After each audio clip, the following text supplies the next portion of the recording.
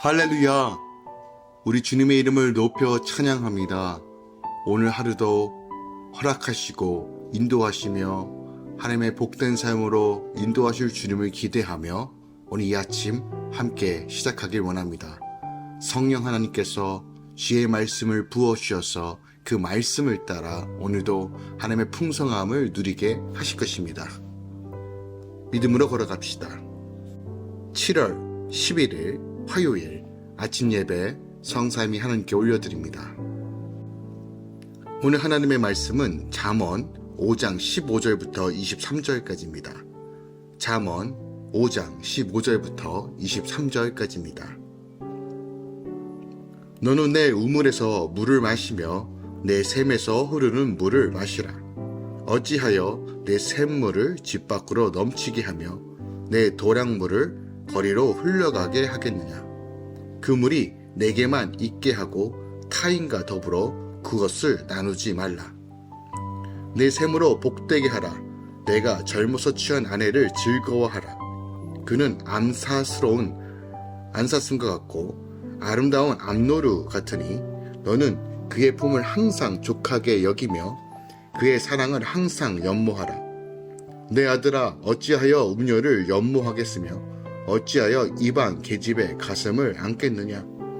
대저 사람의 길은 여호와의 눈 앞에 있나니 그가 그 나라의 모든 길을 평탄하게 하시느니라. 악인은 자기의 악에 걸리며 그 죄의 줄에 매이나니 그는 훈계를 받지 아니함으로 말미암아 죽겠고 심히 미련함으로 말미암아 혼미하게 되느니라. 아멘. 하나님의 말씀입니다. 남편은 우물과 샘 등으로 상징되는 자신의 아내와만을 사랑을 나누어야 합니다.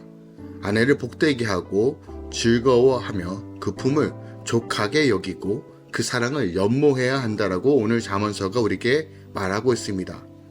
사람의 길은 여호와의 눈앞에 있으므로 악인은 자기의 악에 걸리며 훈계를 받지 않아 죽고 심히 미련하여 혼미하게 될 것이라고 경고하고 있습니다. 솔로몬은요, 어저께 본문이죠. 7절에서 8절까지는 이제 성적 유혹자와의 그 완전한 단결을 촉구하고 9절부터 14절까지 이 성적 유혹에 빠진 자들에게 닥칠 불행을 지속적으로 강조함으로써 다시 한번 어떻게 우리가 살아야 되는지를 가르칩니다.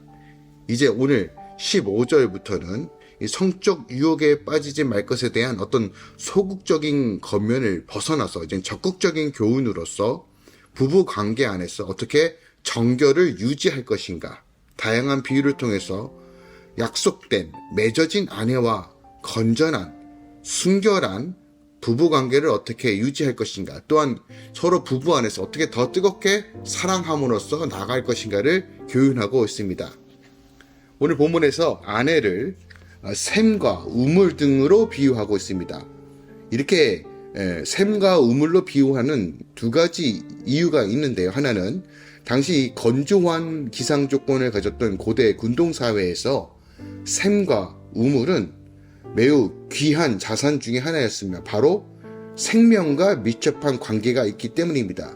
즉 여인이 그리고 자녀를 낳는 것처럼 이 물은 결국 흐르는 물로서 여인들이 다시 한번 자녀를 생산함으로써 하나님께서 주신 그 복을 흘려보내는 통로로서 여겨지기 때문입니다.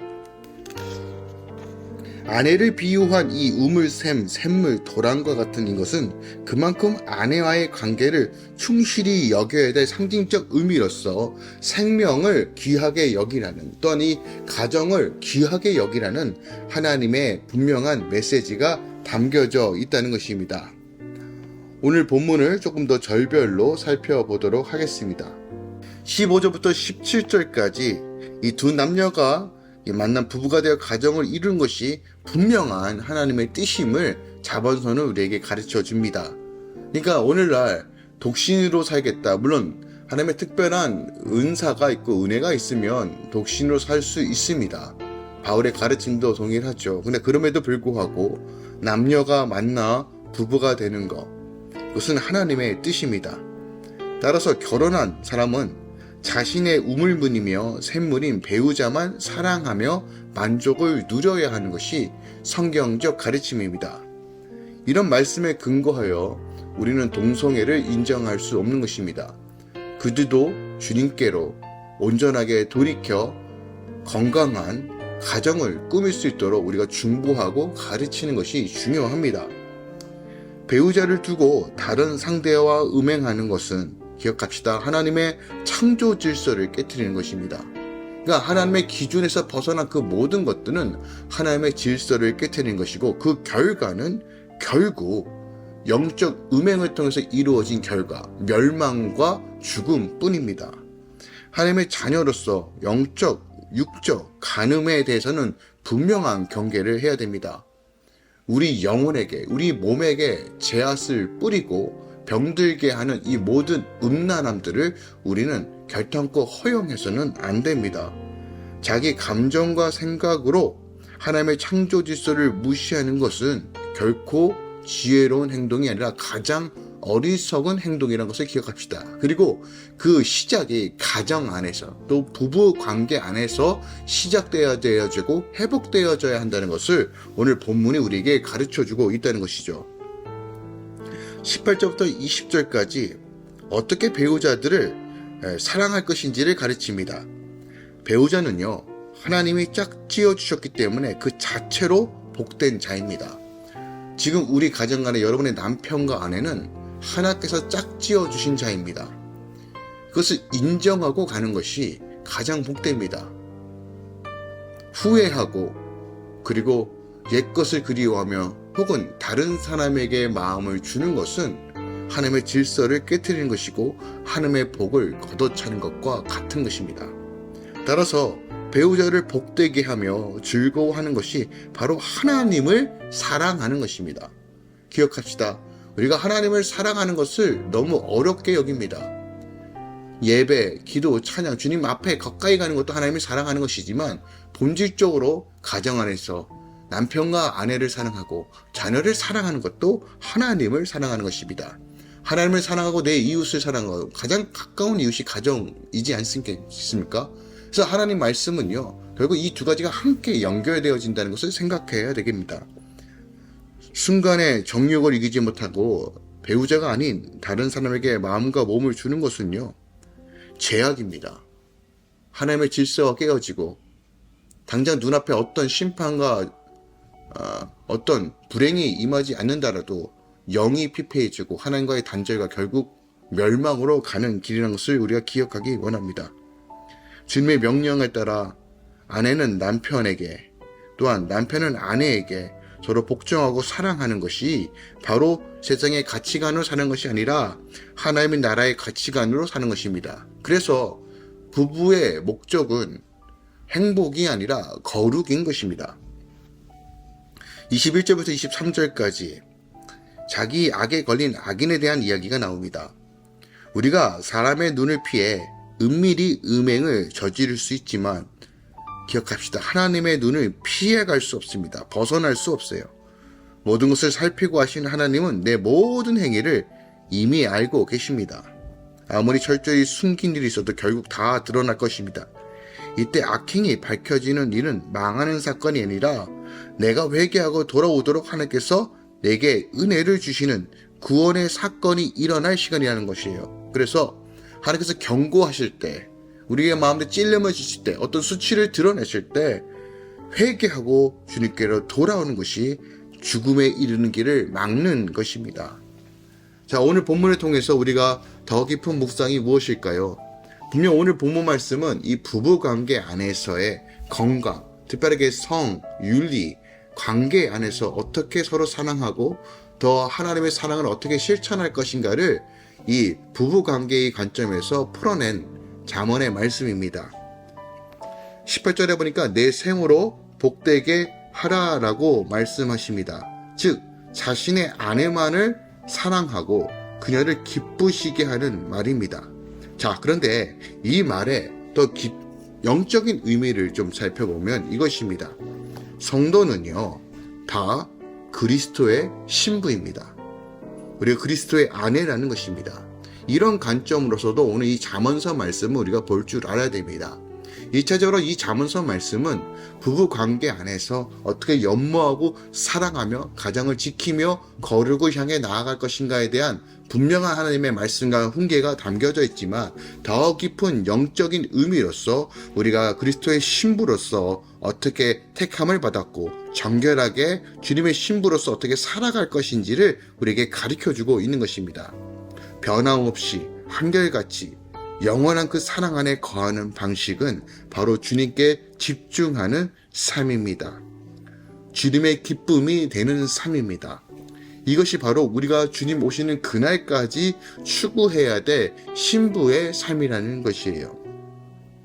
솔로몬이 슬라미 여인을 사랑한 것처럼, 그것이 아가서에 담겨져 있는 것처럼 여전히 하나님은 사랑스러운 눈으로 우리를 주목하고 계시고 바라보시며 말씀하신다는 사실을 우리는 기억하기 원합니다.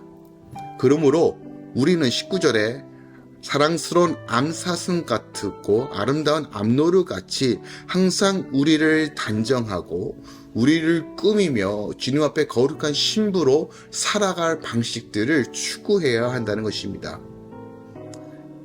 남편에게 사랑받는 아내, 그리고 남편을 사랑하는 아내의 모습으로 어떻게 살아갈 것인지를 우리는 고민해 봐야 된다는 것입니다. 즉, 거룩과 성결된 삶, 말씀에 순종하는 삶, 하나님 말씀을 가장 최우선으로 두는 삶, 이것이 바로 신부로서 단장하는 삶의 가장 기본적인 틀입니다. 예수 안에 거하고 믿음의 선한 싸움을 하며 영생을 취하며 그리스도를 아는 삶, 하나님의 마음을 헤아리는 삶, 그리고 그 헤아린 마음대로 믿음으로 실천하는 삶, 이것이 바로 신부가 살아가는 방식입니다. 우리가 신혼의 때는 뜨겁게 사랑하지만 시간이 지날수록 우리의 그 뜨거움이 식어가는 것이 많은 부부들의 어떤 안타까운 현상으로 나타납니다.